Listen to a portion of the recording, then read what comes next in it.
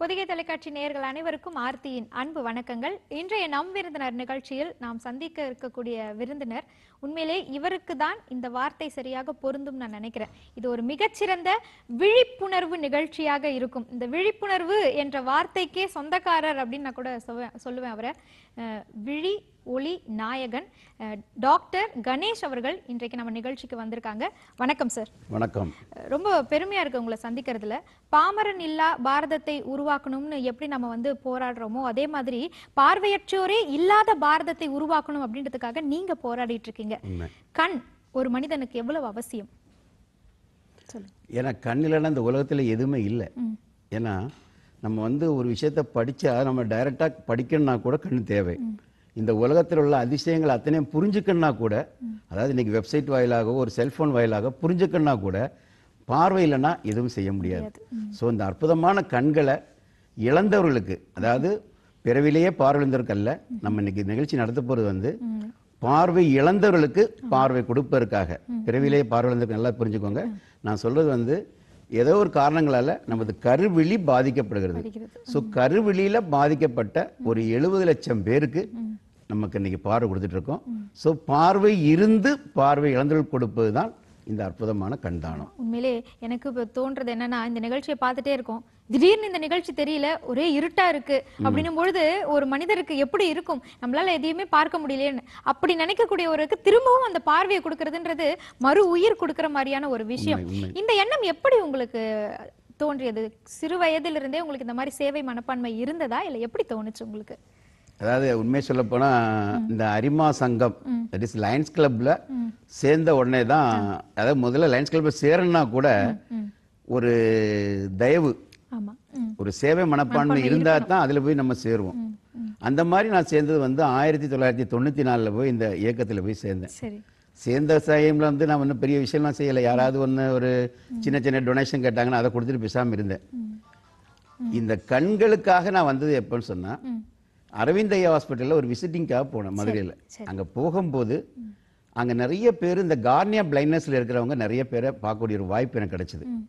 அந்த கிடைக்கிற டைம்ல தான் நான் யோசிச்சேன், ஐயோ இவங்களுக்கெல்லாம் பார்வைக்கிறதுக்கு வாய்ப்பே இல்லையான்னு சொல்லி அவங்கள்ட்ட கேட்டவொடனே தான் அவங்க என்ன சொன்னாங்கன்னா, சார் இவங்களுக்கு இறந்தவங்களோட கார்னியாவை எடுத்து வச்சா இவங்களுக்கு எல்லாம் பார்வை கிடைக்கும் அப்படிங்கிற மாதிரி அவங்க சொன்னாங்க. சரி, அப்படின்னா தான் டெய்லி எத்தனையோ பேர் இறக்குறாங்க, இறக்குறவங்களுக்கு எல்லாம் கொடுத்தாச்சுன்னா இந்த சின்ன சின்ன குழந்தைகள்லாம் கிடக்கிறதுக்கு எல்லாமே பார்வை கொடுத்துடலாம்ல சொன்ன உடனே அவங்க திருப்பி எடுத்து சொன்னது, சார் உண்மைதான் சார், ஆனால் அதை கொடுக்கறது இல்லை மக்கள். காரணம் மக்கள் மத்தியில் விழிப்புணர்வு இல்லை. நிறைய விஷயங்கள் மிஸ்பிலீஃப்னால நிறைய பேர் கண்கள் கொடுக்கறதுன்னு இல்லை. இப்போ நமக்கெல்லாம் இங்கே வரணும்னா ஸ்ரீலங்காலேருந்து கார்னியா வந்தால் தான் நம்ம இவங்களுக்கெல்லாம் இன்னைக்கு பண்ண முடிகிற அளவுக்கு தான் நமக்கு இருக்குது சார். இன்னைக்கு அந்த நிலைமை மாறணும்னா இங்கே இருக்கிற உள்ளவங்க எல்லாருமே நல்லா நமக்கு கார்னியா டொனேட் பண்ணிட்டாங்கன்னா ஈஸியாக முடியும். அந்த வாய்ப்பு விழிப்புணர்வு செய்தால் தான் முடியும்னு சொன்னாங்க. ஸோ அதுக்கு தான் நான் எடுத்துக்கிட்டேன். ஸோ நம்ம விழிப்புணர்வு செய்தால் இதை முடிச்சலாம்னு சொல்லிட்டு அவங்ககிட்ட எல்லாம் கேதரிங் பண்ணிட்டேன். ஏன்னா நம்ம படித்த பிகாம் வித் எஃப்சிஏ. ஸோ ஒரு ஃபினான்ஷியல் சார்ட்டர் அக்கௌண்ட் படித்த ஒரு ஆள் இதில் போகணும்னா அதை பற்றி கொஞ்சமாக தெரியணும். ஸோ அதுக்காகத்தான் நான் அரவிந்த் ஐயா ஹாஸ்பிட்டலில் ரொம்ப கிளியராக கேட்டேன், சார் இதை பற்றி எனக்கு நல்ல ஃபுல் ஸ்டடி எனக்கு கொடுங்க. ஏன்னா நீங்கள் எப்படி செய்கிறீங்க எல்லா விஷயம் எனக்கு தெரிஞ்சால் தான் நான் இதில் தயாரெடுக்க முடியும்னு சொல்லி அவங்கள்ட்ட உள்ளே போனேன். உள்ளே போனால் அவங்களும் ஏன்னா அது நல்லா கரெக்டாக எல்லா விஷயங்களும் எனக்கு சொல்லிக் கொடுத்தாங்க. சார் இந்த விஷயங்கள் தான் சொன்னவொடனே அதெல்லாம் வச்சு நான் எளிமையான முறையில் கண்தானத்துக்கான நோட்டீஸ் தயார் பண்ணேன். அது 4 மக்கள் புரிஞ்சுக்கிற மாதிரி, அதாவது கிராம மக்கள் புரிஞ்சுக்கிற மாதிரி, பக்தி டெடிக்கேட்டாக இருக்கிறவங்களுக்கு புரிஞ்சுக்கிற மாதிரி, சரி அப்படி பல பல விதத்தில் நோட்டீஸை அடித்தேன். அடித்து மக்கள் மத்தியில் எல்லாம் விநியோகம் பண்ணேன். அப்போ பக்திபரமாக அடிக்கிறது எல்லாம் நான் கோயிலில் அது இஷ்யூ பண்ணேன். ஸோ சர்ச்சில் மசூதியில் கோயில் எல்லாம் கொண்டு கொடுத்தேன். நான் வாங்குறத கொடுத்துட்டு அடுத்து அந்த பக்கம் பார்த்தீங்கன்னா அது அப்படியே கடலாசு அப்படி பேக்கிங் ஆகிட்டு அப்படியே அது டஸ்ட்டுக்குள்ளே போயிருது. அது பயன் தரல, எந்த யூஸும் ஆகலை. அப்புறம் நான் யோசிச்சு பார்த்தேன், என்னடா இதுக்கு நமக்கு வேற வழியே இல்லையான்னு சொல்லிதான் அதுக்கப்புறம் தான் நினச்சிக்கிட்டேன், இப்போ நம்ம டாக்டர் ஏபிஜே அப்துல் கலாம் சாரும் சுவாமி விவேகானந்தன் மக்கள் மத்தியில் போய் செய்யலை, மாணவர்கள் மத்தியிலையும் எங்கர் சமுதாயத்தில் தான் போய் செஞ்சாங்க. சரி அவங்க மத்தியில் நம்மளும் போவோமேன்னு சொல்லி தான் மாணவர்கள் மத்தியில் போய் நான் விதைக்க ஆரம்பித்தேன். ஸோ மாணவர்கள் மத்தியில் விதைக்க ஆரம்பிச்சிலேருந்து சரியான ஒரு ரெஸ்பான்ஸ்.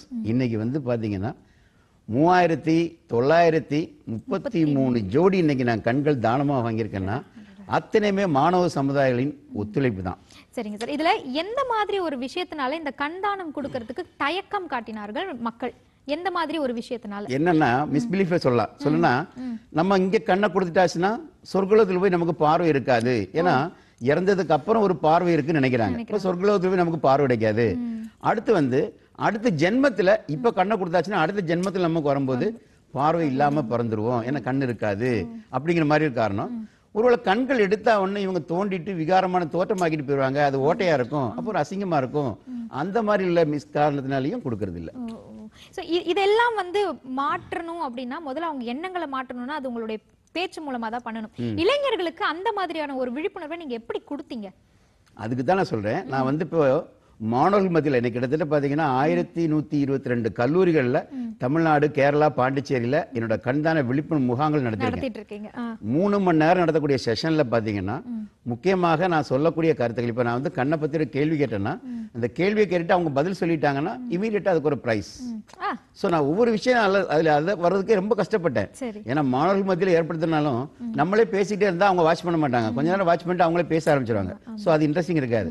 சோ அப்ப நான் நினைச்சு இவங்க வாட்ச் பண்ணோம்னா என்ன செய்யலாம்னு சொல்லிதான் சரி நம்ம சினிமாக்காரங்களை உள்ள கொண்டு வரணும்னு சொல்லிதான் நம்ம நிறைய சினி காமெடி ஆக்டர்ஸ், இப்போ மனோபாலா சாரு, இந்த மாதிரி ரமேஷ் கண்ணா, இவங்கள மாதிரி சின்ன அந்த காமெடி ஆக்டர்ஸை கொண்டு வந்து கொஞ்சம் கொஞ்சம் ரோல்லாம் எடுத்து அதாவது நான் சொல்லக்கூடிய கருத்துக்களை அவங்கள வச்சு சொல்ல சொன்னேன். அப்ப அவங்க சொன்னா அதுக்கு மக்களுக்கு மத்தியில இருக்கும். அப்ப உடம்பு சொல்லிடுவேன், இப்ப உங்களுக்கு எல்லாம் ஒரு சினிமாக்காரங்க வந்து உங்களுக்கு நான் சொல்லக்கூடிய கருத்துக்கள் எல்லாம் சினி ஸ்டார்ஸ் வந்து சொல்ல போறாங்க, நீங்க அதான் வாட்ச் பண்ணுங்க.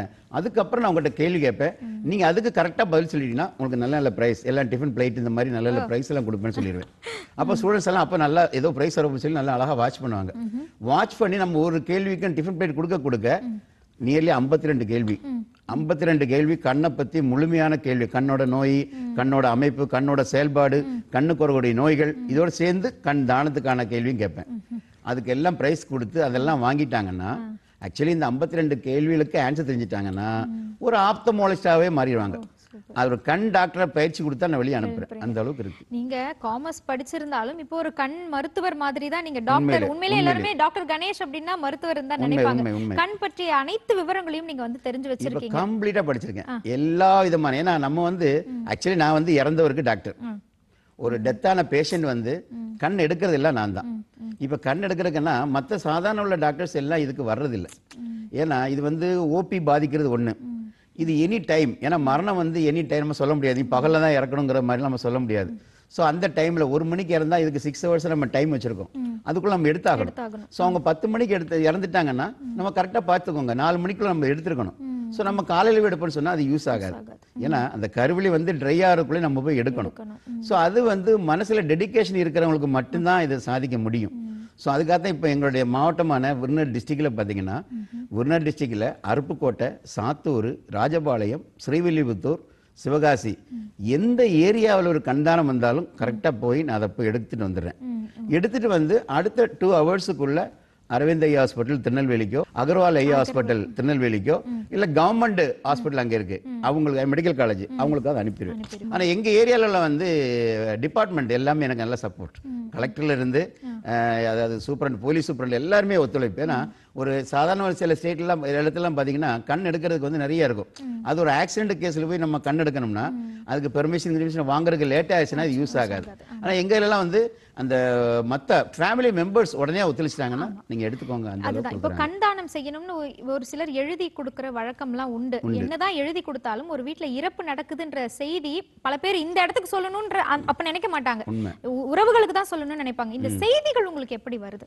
அதான் சொல்லல, நான் வந்து மாணவர்கள் மத்தியில விதைக்கும் போது மாணவர்கள் தான் அப்போ மாணவர்களுக்கு அதிகமா சொல்லிடுவேன். முதல்ல சொல்லும் போது உங்க வீட்டுல ஏதாவது மரணம் ஏற்பட்டால் நீங்களே கன்வின்ஸ் வாங்கி எனக்கு கால் பண்ணுங்க. ஏன்னா கண்தானத்திற்கு என்ன தேவைன்னா நம்ம எழுதி வைக்கிறதுனால எந்த பிரயோஜனம் கிடையாது. இப்போ நம்ம வந்து யாராவது ஒரு ஆள் எழுதி வச்சு அவங்க வீட்டுல யாராவது ஒரு ஆள் அப்ஜெக்ட் பண்ணா கூட நான் கண் எடுக்க முடியாது. இப்ப நிறைய பெரிய பெரிய ஆள்லாம் நிறைய எழுதி கொடுத்துருக்காங்க. ஆனா அவங்க வீட்டுல யாராவது ஒரு ஆள் அப்ஜெக்ட் பண்ணி நம்ம எடுக்காம வந்து நிறைய கேஸ் வந்திருக்கு. அதுக்காக நாங்க என்ன செய்யறோம்னா நான் மாணவர்கள் சொல்லும் போது நீங்க எழுதியெல்லாம் வைக்க வேண்டாம், எனக்கு தேவை என்னன்னா உங்க வீட்டுல இருக்கிற நான் சொல்லக்கூடிய கருத்துக்களை முதல்ல உங்க வீடுகளில் போய் இந்த அவேர்னஸ் கொடுங்க. அதுக்கப்புறம் நான் சொல்ல கேள்விக்கு நீங்க அழகா கொடுத்துடலாம். ஏன்னா அவங்க வீட்டில் உள்ளவங்க சம்மதிச்சாலே போதும், எனக்கு கண்தானம் அழகா வந்துகிட்டே இருக்கு, அதனால மாற்றம் கிடையாது. விழி தானம் செய்யறதுனால எத்தனை பேருக்கு பயன் கிடைக்குது? ஒருத்தர் விழி தானம் செய்யறாருன்னா எத்தனை பேருக்கு பயன் அடையுது? அதாவது நம்ம முன்னாடி வந்து 2 பேருக்கு தான் கொடுத்தோம். எப்படி சொன்னா இந்த கருவிலி ஒரு ஆளுக்கும் இந்த கருவிலி கொடுத்துட்டே இருந்தோம். இது வந்து முன்னாடி. இப்ப லேட்டஸ்டா வந்து இப்ப 2-3 வருஷமா வந்து ஒருவர் இறந்தா 4 பேருக்கு பார்வை கிடைக்குது. அது எப்படி சொன்னா, இந்த கருவிழியில வந்து 5 லேயர் இருக்கு. அது ஃப்ரண்ட்ல ஒரு 3 லேயர் வந்து ஒரு செட்டா இருக்கும். அது வந்து முன் செட்டுன்னு சொல்றாங்க. அதே மாதிரி பின்னாடி 2 லேயர் வந்து ஒரு செட்டா இருக்கும். அது பேக் செட்டு. ஸோ முன் செட்டா இருக்கக்கூடிய அந்த 3 லேயர் உள்ள ஒரு செட்டு ஒரு ஆளுக்கும், இந்த 2 லேயர் இருக்கிற ஒரு ஆளுக்கும் கொடுத்தாச்சுன்னா இதை 2 பேருக்கும் இதை 2 பேரும் கொடுத்து இப்ப 4 பேருக்கு பார்வைக்கூடிய அற்புதமான வாய்ப்பை இன்னைக்கு ஏற்படுத்திட்டு இருக்காங்க. இப்போ இறந்தவர்கள் அவங்களுடைய விழியை எடுத்து நீங்க தானம் அப்படின்ற முறையில கொடுக்குறீங்க. அந்த பார்வை வந்தவர்கள் அவங்க உங்ககிட்ட நிறைய விஷயங்கள் பேசி மறக்க முடியாத தருணம் ஏதாவது இருந்ததுன்னா சொல்லுங்க. ஒரு இதை சொன்னா போதுமே, எதுக்கு இப்போ என்னோட அவார்டை மட்டும் சொல்லுங்க. இன்னைக்கு வந்து நேர்லயே பாத்தீங்கன்னா 232 அவார்ட்ஸ் டோட்டலா வந்து இன்னைக்கு தமிழ்நாடு எங்கெல்லாம் இருக்கோ பெரிய பெரிய அமைப்புல இருந்து அரசாங்கத்துல இருந்து விருதுகள் மட்டும் 232 விருது. ஆனா இந்த 232 விருதை விட நான் எல்லா மேடையிலும் நான் சொல்றது இதுதான், 11,000 குடும்பங்கள் இன்னைக்கு என்னால இந்த உலகத்தை பார்த்திருக்காங்க. அத்தனை பேரோட வாழ்த்து தான் எனக்கு மிகப்பெரிய சிறந்த ஒரு விருது. ஏன்னா அவங்களோட வாழ்த்து டெய்லி கூட்டிகிட்டே இருக்கு. நான் இன்னைக்கு ஒரு கண்தான், நேற்றுக்கு ஒரு கண்தான் எடுத்தாச்சுன்னா 4 பேர் திருப்பி எனக்கு ஒரு அவார்டு கூடுது. இப்போ வாழ்த்து தான் உங்களை வாழ வைக்குதுன்னு சொல்றீங்க. உண்மையா? ஒரு சிலருக்கு ஒரு சந்தேகம் இருக்கும், நம்ம கண்ணை எடுத்து நம்ம வீட்டு ஆளுங்க கண்ணை எடுத்து அது மூலமா லாபம் பார்த்து அந்த மாதிரி ஏதாவது ஒரு நிகழ்வு நடந்துருமோ அப்படின்னு ஒரு சிலர் நினைக்க தோன்றும். அதற்கு நீங்க என்ன பதில் கொடுக்க? நிறைய பேர் இருக்காங்க. ஏன்னா நான் அதெல்லாம் கண்டுக்கிறதே இல்ல. ஏன்னா இந்த நிகழ்ச்சியை நான் ஆரம்பிக்கும் போது அடி வாங்கக்கூடிய ஸ்டேஜ் எல்லாம் வந்திருக்கு. ஏன்னா ஆரம்பிக்கும் போது அந்த டைம்ல விழிப்புணர்வே கிடையாது. இன்னைக்கு வந்து விழிப்புணர்வு வந்துருச்சு. ஏன்னா நம்ம அத்தனை இதை 10-14 வருஷமாக இதே வேலை நான் பண்ணிட்டே இருக்கேன். இதுக்கு முன்னாடி எல்லாம் நம்ம கண்தானம் கேட்கறனா அடிக்கிற ஸ்டேஜுக்கு தான் மக்கள் இருந்தாங்களே தவிர அங்க வந்து எதுவுமே இல்லை. ஏன்னா அவங்களும் நாங்களே கஷ்டத்தில் இருக்கும்போது நீ வந்து கண்ணை கேட்க வந்துட்டியாங்கிற மாதிரி வந்துருவாங்க. ஆனா இன்னைக்கு அந்த நிலைமையெல்லாம் மாற காரணம்னா இந்த மாணவர்கள் மத்தியில் நம்ம விதைச்சனால தான் இது எனக்கு இந்த சாதனை அடைய முடிஞ்சது. ஒன்று மாணவர்கள், ஏன்னா எனக்கு நீங்க அப்போலே கேட்டீங்க, இன்ஃபர்மேஷன் கேட்டீங்க. ஃபர்ஸ்ட்ல வந்து மாணவர்கள், இரண்டாவது வந்து லோக்கல் இருக்கக்கூடிய, ஏன்னா வந்து ஃப்ரெண்ட்ஸாக வச்சிருக்க வந்து நான் வந்து இன்னைக்கு அரிமா இயக்கம் லயன்ஸ் கிளப்ல இருந்தா கூட லயன்ஸ் கிளப்ல மட்டும் ஃப்ரெண்ட்ஷிப் வச்சிருக்க மாட்டேன். ரோட்டரி கிளப், ஜேசிஎஸ் கிளப், என்னென்ன சோசியல் அமைப்பு கண்தானத்துக்கு சப்போர்ட் பண்றாங்களோ அவங்க எல்லாமே எனக்கு ஃப்ரெண்ட்ஸ் தான்.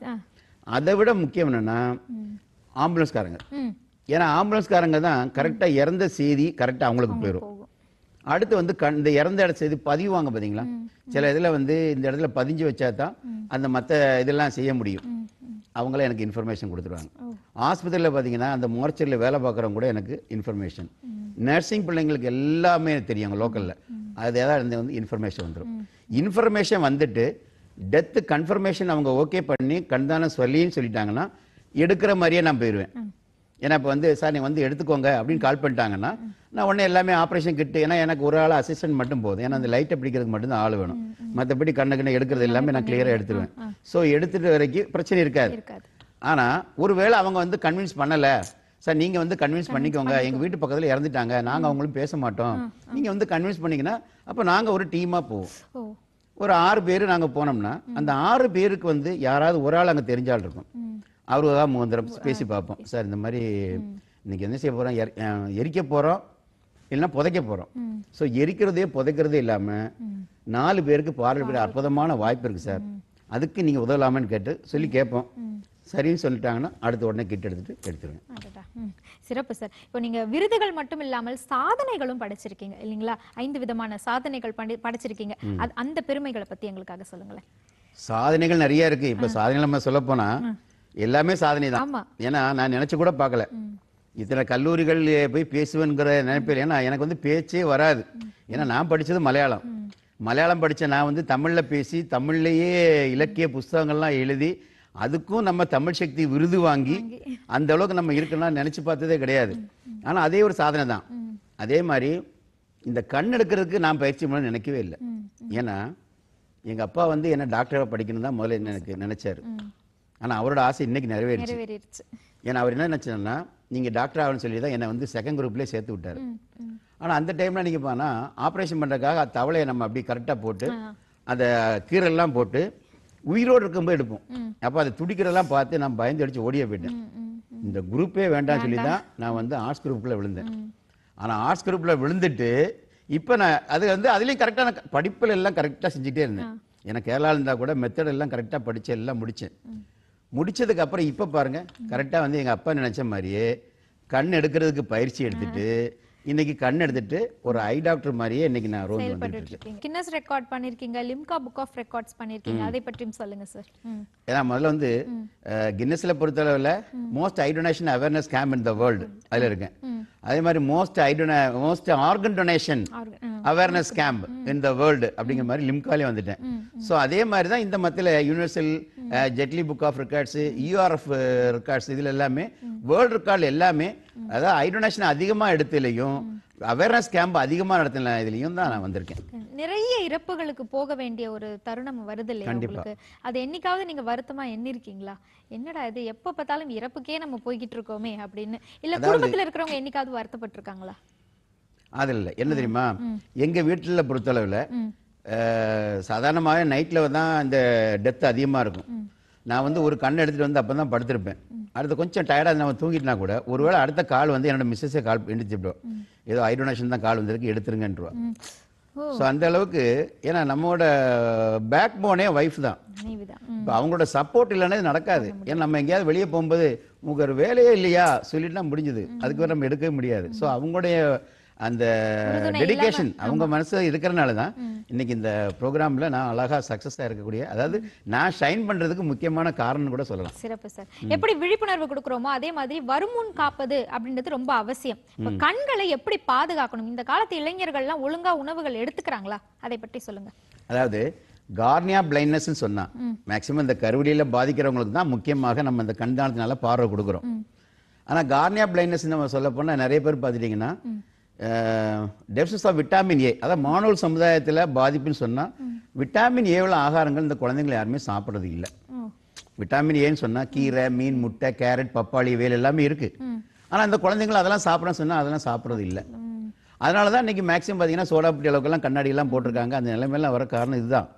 ஆனா நம்ம வந்து அந்த குழந்தைகள் எல்லாம் நம்ம சின்ன வயசுலயே நம்ம குழந்தைகளுக்கு, அதாவது முன்னோர்கள் எல்லாம் பார்த்தீங்கன்னா 100 வயசுலயும் கண்ணாடி போடாம கிளியரா வந்து பேப்பர் பிடிக்கிறதெல்லாம் நீங்க பார்த்துருக்கலாம். ஏன்னா அந்த டைம்ல அவங்க சாப்பிட்டு வளர்க்க அந்த ஆகார வழக்கங்களே வேற, நம்ம இப்ப சாப்பிட்றது எல்லாம் வழக்கங்கள் வேற. ஸோ அந்த பழைய ஆகாரங்கள் எல்லாம் இப்ப நீங்க பாத்தீங்கன்னா நம்ம எல்லாம் ஆயுர்வேத பழைய நிலைமைக்கு இப்போ வர ஆரம்பிச்சிட்டோம். அந்த பழைய ஃபுட்லாம் பார்த்தீங்கன்னா, அதாவது பழைய சோறு வரைக்கும் இன்னைக்கு நமக்கு 5 ஸ்டார் ஹோட்டல்ல வந்து இதுல நமக்கு ஒரு இதுல பானையில கொடுத்தாச்சுன்னா அது என்ன பயங்கரமா பேராயிடுச்சு. ஆக்சுவலி இது நம்ம முன்னோர்கள் வந்து நம்ம வீட்டுல எளிமையா சாப்பிட்ட உணவகத்தை தான் இன்னைக்கு 5 ஸ்டார்ல 5000 10,000 அதுக்கு பில் போட்டு கொடுத்து நம்ம சாப்பிட்டுட்டு இருக்கோம். சரியா?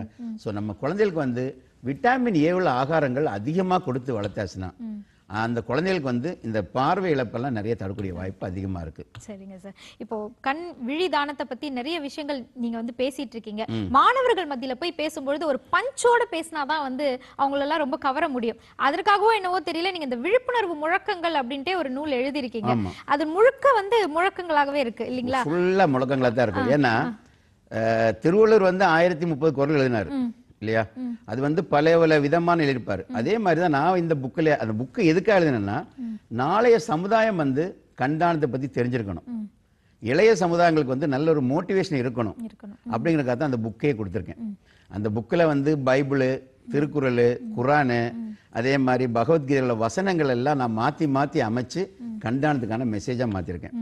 ஒரு உதாரணமாக திருவள்ளுவர் என்ன திருக்குறளை தான் உல்டா பண்ணி சொல்ல பாருங்க. கற்க கசர கற்பவை கற்றவை நிற்க அதற்கு தக அப்படிங்கிறத நீங்க படிச்சிடலாம்.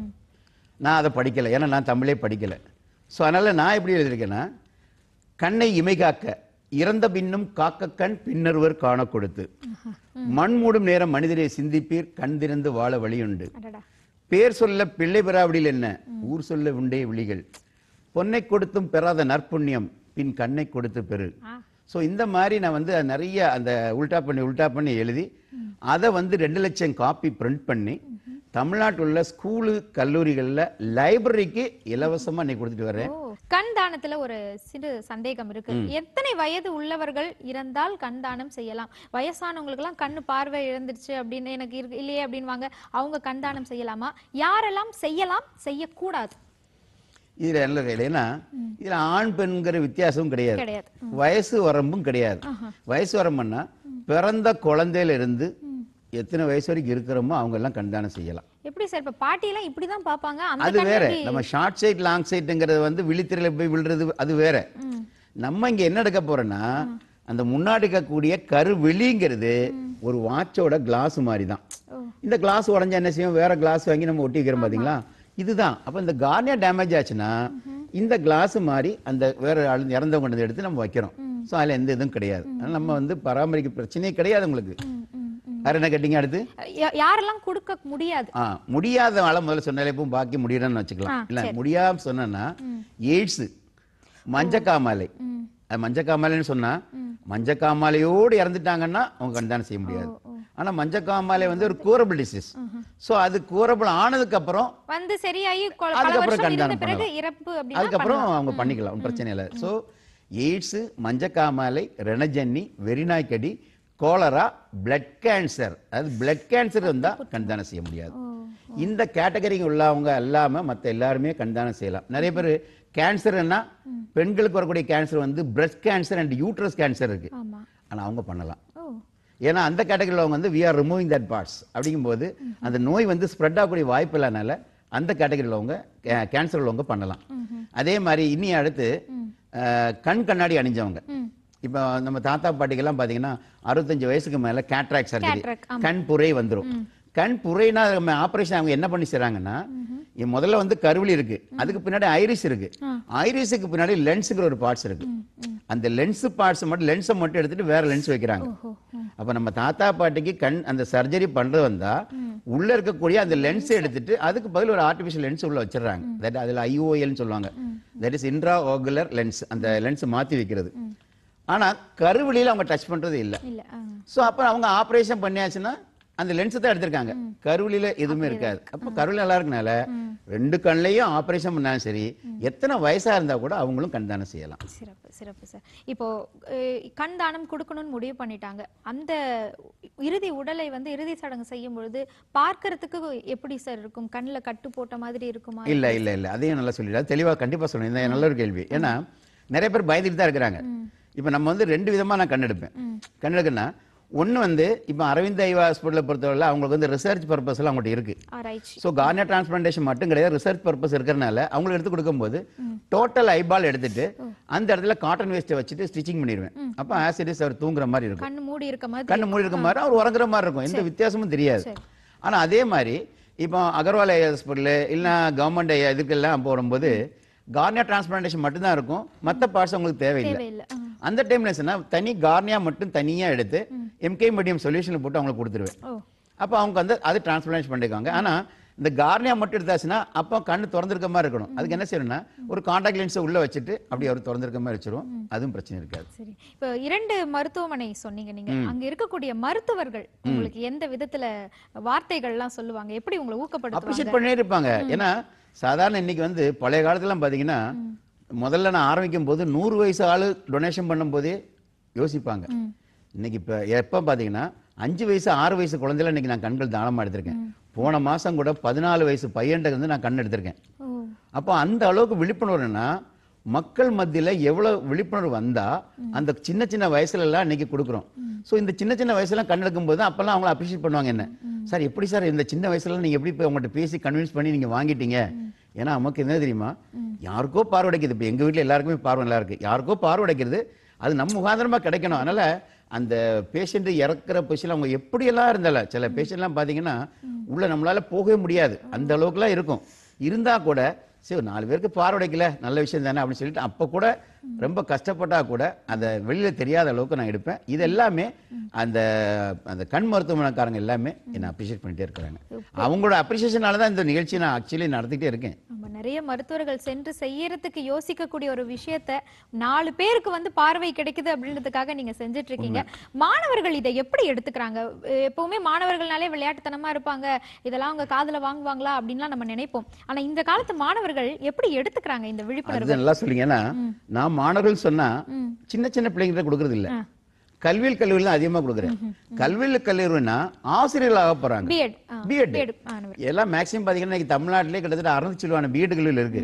நான் வந்து குறைஞ்சது 525 பிஎட் கல்லூரியில் இன்னைக்கு நான் தமிழ்நாடு ஃபுல்லா ப்ரோக்ராம் பண்ணிருக்கேன். அப்போ அந்த பிஎட் கல்லூரி மாணவர்களுக்கு எல்லாத்துக்குமே ஏன்னா கிராஸ்பிங் பவர் ஜாஸ்தி இந்த குழந்தைங்களுக்கு. சோ அவங்களுக்கு நம்ம ஒரு விஷயம் சொன்னாச்சுன்னா ஒரு ஆளுக்கு சொன்னா 1 லட்சம் பேருக்கு மேல எனக்கு சமம். சோ அது வந்து வேகமா அது ஸ்ப்ரெட் ஆகும். சோ நம்ம சொல்லக்கூடிய கருத்துக்களை அவங்க உடனே அது உள்வாங்கிறாங்க. ஏன்னா 2 ஆஸ்பெக்ட். ஏன்னா ஒண்ணு வந்து அவங்களுக்கு கொஞ்சம் ஏஜ்டா இருப்பாங்க, அப்ப அவங்க பேரண்ட்ஸும் கொஞ்சம் ஏஜ்டா இருப்பாங்க. ஸோ இறந்துட்டாங்கன்னா முதல்ல அவங்களே எனக்கு இன்ஃபர்மேஷன் கொடுத்துருவாங்க. ஸோ 2 in 1ங்கிற மாதிரி தான். ஏன்னா அதனால அதிகமான கண்கள் எனக்கு தானமாக வர்றது எல்லாமே கல்வியியல் கல்லூரியின் வாயிலாகத்தான் எனக்கு நிறைய வந்துகிட்டு வருது. சிறப்பு சார். நம்ம தமிழ்நாடு இந்த கண் தானத்துல எந்த நிலையில இருந்தது, இப்ப எந்த நிலைக்கு நம்ம கொண்டு வந்திருக்கோம்? நம்ம நிலையில இல்லாம இருந்தோம், ஆனா இப்ப 4 வருஷமா 2ஆம் இடத்துல இருக்கோம். 2ஆம் இடத்துக்கு வந்திருக்கோம். 2ஆம் இடத்துக்கு வந்துட்டோம். இன்னைக்கு வந்து ஃபர்ஸ்ட் பிளேஸ் வந்து குஜராத் இருக்கு. குஜராத்துக்கும் நமக்கும் வந்து வேரியேஷன் வந்தா குறைஞ்சது ஒரு 36 ஜோடி தான் வேரியேஷன் இருக்கு 2017 வரைக்கும். இன்னைக்கு ஒருவேளை நம்ம கூட ஃபர்ஸ்ட்ல வந்திருக்கலாம். எனிவே நம்ம வந்து இன்னைக்கு 2ஆம் இடத்துல இருக்கோம். நான் இருக்கக்கூடிய விருதுநகர் மாவட்டம் இன்னைக்கு ஃபர்ஸ்ட் பிளேஸ்ல இருக்கு கண்தானத்துல. சிறப்பு சார், சிறப்பு. ரொம்ப மகிழ்ச்சி. உங்களுக்கு கிடைத்த விருதுகள்ல ஹெலன் கலர் அவருடைய அவங்க பெயர்ல ஒரு விருது கிடைச்சிருக்கு, பிரெய்லின்ற நேம்ல உங்களுக்கு விருது கிடைச்சிருக்கு. இதெல்லாம் நினைக்கும் பொழுது உங்களுக்கு எப்படி இருக்கு? 232 விருதுகள்லையும் சிறந்த விருதா தான் அதே. ஏன்னா என்னோட இன்ஸ்பிரேஷன் சொல்ல போனா ஹெலன் கெல்லரும் லூயிஸ் பிரெய்லியும் தான். ஏன்னா என்னோட ரோல் மாடல் வந்து டாக்டர் ஏபிஜே அப்துல் கலாம் சாரும் சுவாமி விவேகானந்தன் சொன்னேன். ஆனா இன்ஸ்பிரேஷன் பண்ணது இவங்க 2 பேர் தான். ஏன்னா நான் இந்த நிகழ்ச்சிக்கு முதல்ல இந்த கண்தான நிகழ்ச்சிக்கு நான் வர முக்கியமான காரணம்னு சொன்னா அந்த 2 பேர் தான். ஏன்னா ஹெலன் கெல்லரை பொறுத்தளவில் 1.5 வயசுல பார்வை இழந்தாங்க, அதே மாதிரி கேட்கும் திறனையும் இழந்தாங்க. ஆனா பார்வையற்றவர்களுக்காகவே தனது வாழ்நாள் முழுவதையும் செலவழிச்சாங்கன்னா அந்த ஹெலன் கெல்லர் தான். அடுத்து வந்து லூயிஸ் பிரெய்லி சொல்ல போனா 3.5 வயசுல பார்வை இழந்தார். ஆனா 3.5 வயசுல பார்வை இழந்தார் கூட பார்வை இழந்தவர்களுக்கு படிப்பதற்கான வழிமுறையை கண்டுபிடித்து கொடுத்தார். அப்ப யோசிச்சு பாருங்க, 2 பேருக்குமே பார்வை இருந்து பார்வை இழந்தவங்க, ஆனா கூட பார்வை இழந்தவர்களுக்காகவே வாழ்ந்தாங்க. சோ நான் எடுத்துக்கிட்டேன், பார்வை இழந்தவர்களாலேயே பார்வை இழந்தவர்களுக்கு உதவ முடியும் என்றால் பார்வை உள்ள என்னால் ஏன் முடியாது, ஏன் மலையாளம் படிச்சா தமிழ் நம்ம படிச்சு இந்த கிளாஸ் எடுக்க முடியாதுன்னு சொல்லி தான் இன்னைக்கு இந்த அற்புதமான சாதனையை நான் மலையாளம் படிச்சா கூட இன்னைக்கு தமிழ்ல பிஎட் இல்ல எம்எட் இல்ல எங்கேயும் போய் தமிழ்லயே அற்புதமா இந்த கிளாஸ் நான் எடுத்துக்கிட்டு இருக்கேன். உங்க கிளாஸ் வந்து நான் பாக்குறேனோ இல்லையோ சார், இந்த அறிமுக அட்டையிலேயே உங்க கிளாஸை நான் வந்து பாக்குறேன். இந்த அறிமுக அட்டையே வந்து வித்தியாசமா இருக்கு. உங்க கையில வாங்கும் பொழுதே கண் வந்து திறந்து மூடுற மாதிரி ஒரு உருவம் இருக்கு. இதை பத்தி கொஞ்சம் விளக்கமா சொல்லுங்களேன். அந்த கார்டு வந்து எல்லா ஸ்டூடெண்ட்ஸ் கைக்கும் போயிரும். நான் பிரைஸ் கொடுக்கும்போது அந்த ஸ்டூடெண்ட்ஸ் கையில எல்லாமே இந்த கார்டு இருக்கும். என் கையில இருக்கு. ஆமா, இந்த கார்டுல வந்து ஒரு சிம்போலிக்கலா கொடுத்திருப்பேன். அந்த கார்டு வந்து கண் திறந்திருந்தா லயன்ஸ் கிளப் எம்பளம் இருக்கும், டொனேட் ஐஸ் அப்படிங்கிற எழுத்து இருக்கும். அந்த கார்டுல கண்ணு மூடிடுச்சுன்னா டொனேட் எய்ஸ்ங்கிறது மலர்ந்துட்டு அப்படி கரெக்டா சேவ் த பிளைண்டா சேஞ்ச் ஆகும். அப்ப அந்த லயன்ஸ் கிளப் இருக்கிற இடத்துல லயன்ஸ் கிளப் மறைஞ்சிட்டு நான் வந்துடுவேன். என்ன காரணம்னா, யாராவது ஒரு ஆள் கண்ணை மூடிட்டாங்கன்னா இந்த ஸ்டூடெண்ட்ஸ் கையில இந்த கார்டு இருக்க போகுது, கண்ணை மூடிட்டாங்கன்னா அந்த கண்ணை மூடும் போது சேவ் த பிளைண்டுங்கிற அது சேஞ்ச் ஆகும். சேஞ்ச் ஆகும் போது அந்த லயன்ஸ் கிளப் இருக்கிற இடத்துல என் படம் வரும். அப்போ யாராவது கண்ணை மூட்டானா கால் கணேஷ் அப்படிங்கிற மாதிரி அந்த இதுக்காக சிம்பிளிக்கலா கொடுத்துருக்கேன். யாராவது கண்ணை முடியாச்சுன்னா கண்ணை எடுக்கிறதுக்கு நான் வரேன்னு அர்த்தம். சிறப்பு சார், சிறப்பு. உண்மையிலே விவேகானந்தர் அவர்கள் எழுமீன் விழுமீன் சொல்லியிருப்பாரு. நீங்க எழுமீன் விழிமீன் வேலை பார்த்துட்டு இருக்கீங்க. உங்களுக்கு எங்களுடைய மனமார்ந்த வாழ்த்துக்கள். ஒரு இறப்பிலிருந்து நால்வரின் பிறப்பை உருவாக்கக்கூடிய மிக சிறந்த சேவையை நீங்க செஞ்சிட்டு இருக்கீங்க. உண்மையிலே நீங்க விழி ஒளி நாயகன் தான். உங்களை இன்னைக்கு சந்திச்சதுல இந்த பார்வைக்கு மிக்க மகிழ்ச்சி. மிக்க நன்றி. நன்றி நன்றி நன்றி. தேங்க்யூ.